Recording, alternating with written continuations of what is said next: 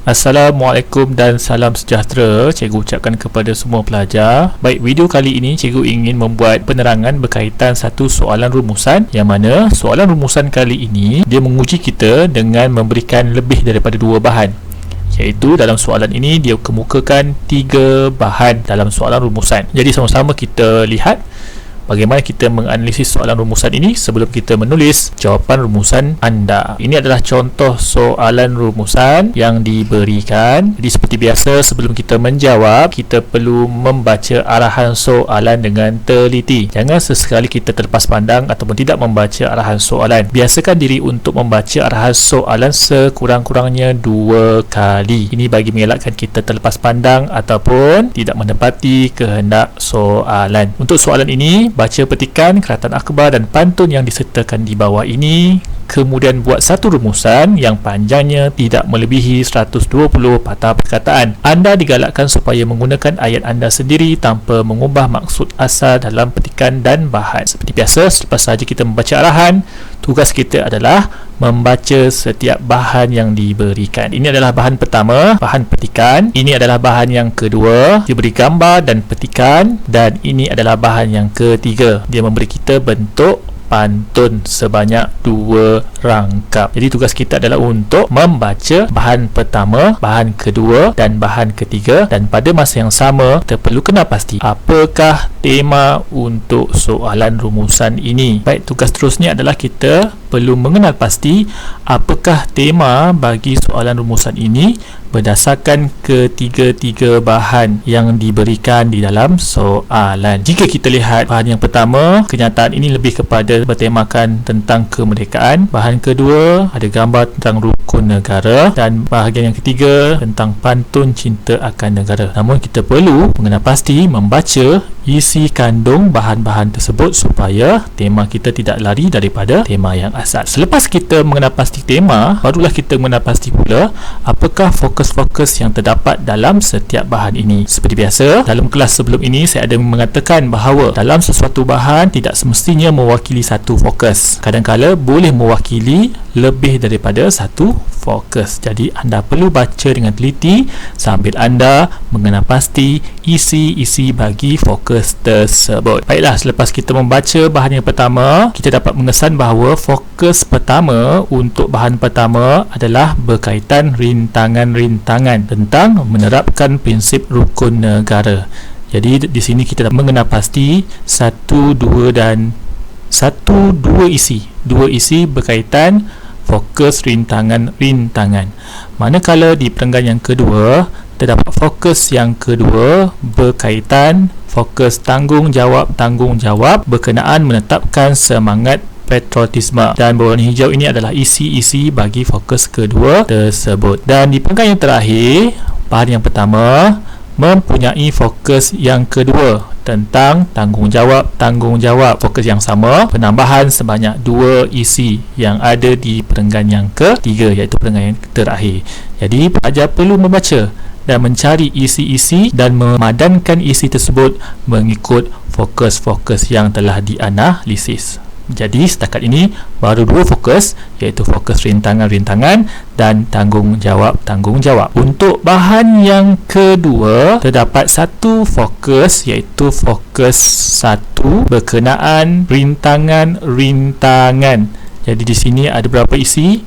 Ada 2 isi berkaitan fokus rintangan-rintangan. Jadi jangan lupa untuk highlightkan dan tuliskan di bahagian mana-mana kertas, bahagian soalan, untuk menyatakan fokus-fokus tersebut. Di perenggan yang kedua, iaitu perenggan yang terakhir, bahan yang kedua, terdapat lagi 2 isi berkaitan fokus yang pertama, iaitu tentang rintangan-rintangan. Sambil-sambil anda mencari isi, sambil-sambil itu juga kamu boleh mengira berapakah isi setiap fokus tersebut supaya anda boleh memilih 8 isi sebelum anda menulis jawapan rumusan anda. Baik, kita lihat di bahagian bahan yang ketiga, bahan yang terakhir, iaitu pantun.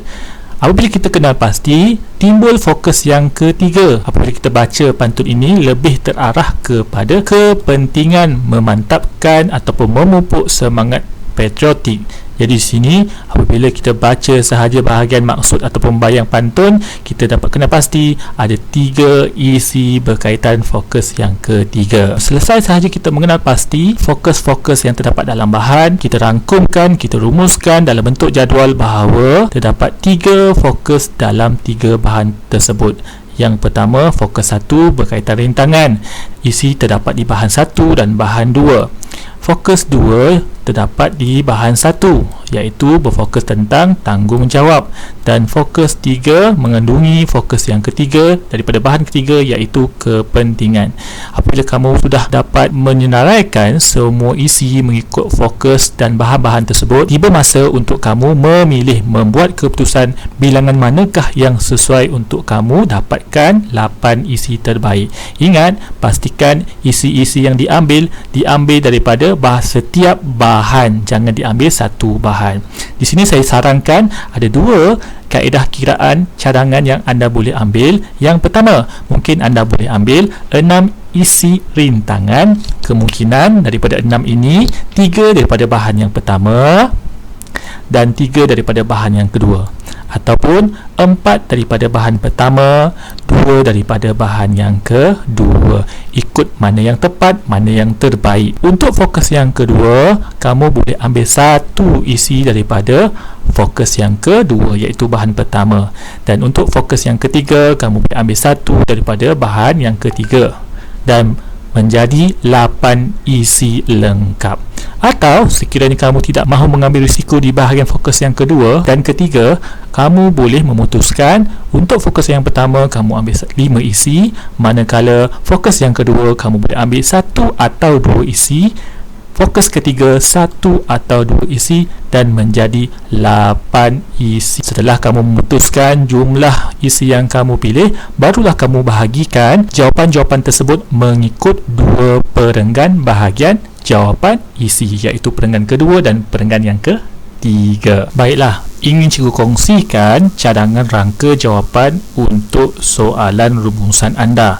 Jadi kalau kita lihat di bahagian pendahuluan, kita mulakan dengan frasa rumusan membincangkan, diikuti fokus yang pertama dan diikuti dengan tema. Kemudian kita asingkan fokus pertama dengan fokus yang kedua dengan tanda koma, diikuti dengan fokus yang kedua, seterusnya tema. Dan untuk isi yang ketiga, kita bahagikan menggunakan kata hubung dan fokus ketiga. Selesai bahagian pendahuluan. Untuk bahagian isi yang pertama, kita letakkan fokus yang pertama sebanyak 6 isi, yang mana hadir daripada 2 bahan. Jadi di sini cikgu bahagikan kepada 3 lawan 3, bermaksud 3 fokus pertama, 3 daripada bahan pertama dan 3 daripada bahan yang kedua. Gunakan penanda wacana dan anda boleh menggabungkan kedua isi dalam satu ayat menggunakan kata hubung dan atau kata hubung serta. Untuk perenggan yang ketiga, bahagian perenggan isi yang kedua, kita letakkan 2 fokus, iaitu isi yang ke-7 daripada bahan 1 dan isi yang ke-8 untuk fokus yang ketiga di bahan yang ketiga. Dan akhir sekali, bahagian kesimpulan, macam biasa, gunakan formula rumus yang dinyatakan sebelum ini. Dan jangan lupa tuliskan patah perkataan di akhir rumusan anda. Sekian, itu sahaja. Terima kasih.